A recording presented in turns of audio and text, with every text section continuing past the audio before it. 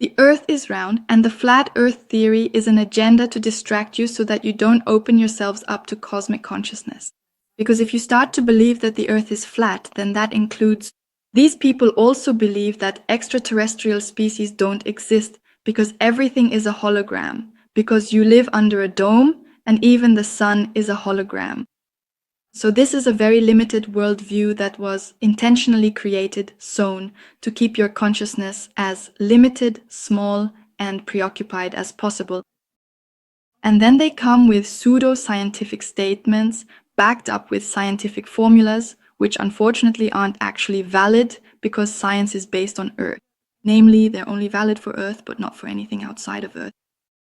And even the science on Earth and physics and quantum physics are unfortunately also full of errors that simply aren't correct, with fixed components that should actually be variable. Formulas are calculated here, including quantum theories, etc., that simply don't hold up the moment you broaden your horizons a bit. But quantum physics and AI are now slowly starting to get to the positive side of things here. What is true, what is not true, and what is definitely fake. And one agenda to keep you busy, small, and limited, and to keep you in the idea of separation and captivity is the flat Earth theory. The Earth is round, just like every other planet is round, because the moment a planet has consciousness, a planet is consciousness. And in fact, it is very, very highly developed consciousness.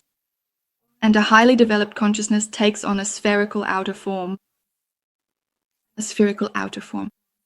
When your energy field is eventually in clarity and your consciousness is in clarity, your energy field will become a spherical torus field. That is the way of things. And the Earth is spherical, is a sphere, and cannot be a flat Earth. But I know that flat Earth theorists even argue with people. Just let it be. Let the flat Earth theorists stay in their little world. If they want to believe that, it's also a coloring of the soul, and I don't want to take that away from anyone, but I know the agenda behind it. The flat Earth theory is really designed to keep you small and limited in your consciousness. And part of that is also Project Bluebeam. Project Bluebeam is absolutely real and absolutely realistic. There was even once the danger of a fake alien invasion with Project Bluebeam and others, of human-made ET crafts, that is, humanoid, human-Earth ET hybrid technology being sold to you as if ETs are attacking the Earth.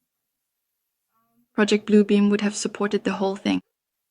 So Bluebeam is real, but flat Earth is fake. So I invite you, if you no longer need this topic, to just leave it be and not argue with anyone about it, because it really is an agenda and a very unpleasant agenda behind it. The next question was about Antarctica. I would like to briefly go back a little to what I said at the beginning, that a high consciousness forms a sphere and a torus field. The Earth is exactly that as well. It is round and has a torus field and has openings at the top and bottom.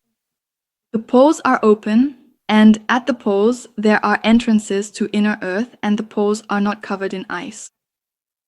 There is ice around the poles, but the poles themselves are not frozen. The poles themselves, there is vegetation, there is greenery, it is warm there. Why? Because with the torus field, when electromagnetism and particles are constantly flowing and creating an energy flow, warmth is also generated there. That means there is a relatively warm climate, so that green plants can thrive and animals can live there as well, very specific animals, and it forms an entrance to inner Earth.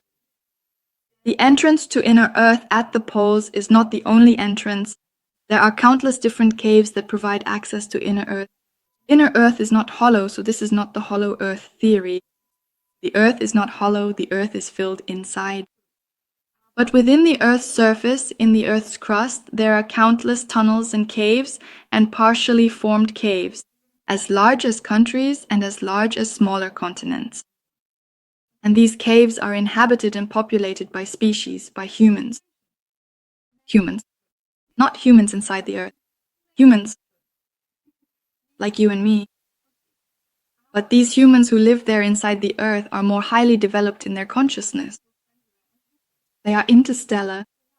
And they live there not only with human beings, but also with ancient beings who inhabited the planet before humans did. Humans were not genetically created by ETs. Rather, humans are originally ETs themselves and settled here. And on Earth, there are native species that migrated into the inner Earth, including reptiles. But positive reptiles, the Lechithia. The Lechithia are inhabitants of the planet. They have always been here, are very, very highly developed and very positive.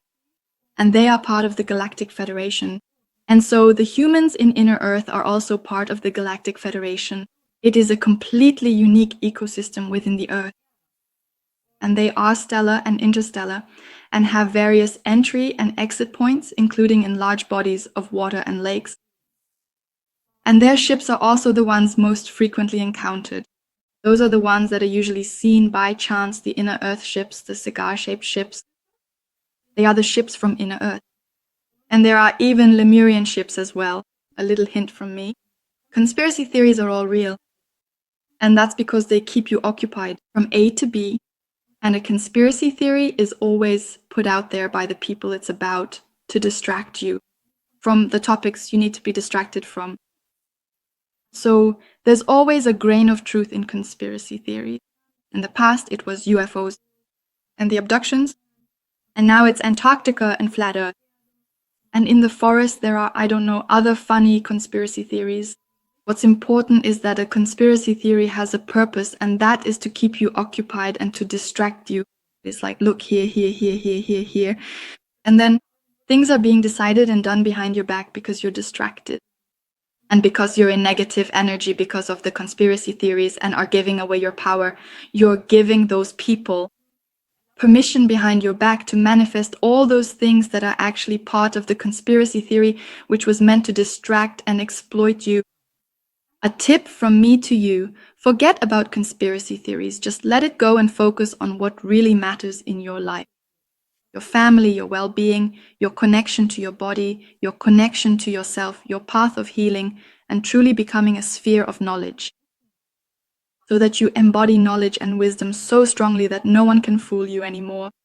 Because conspiracy theories really serve energy vampires, energy stealing, and keeping you busy and distracted so that other things can be done behind your back in the background.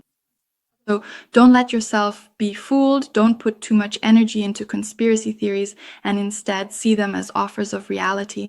And if something sucks, then thank you. No, I choose to manifest something else. My energy flows elsewhere.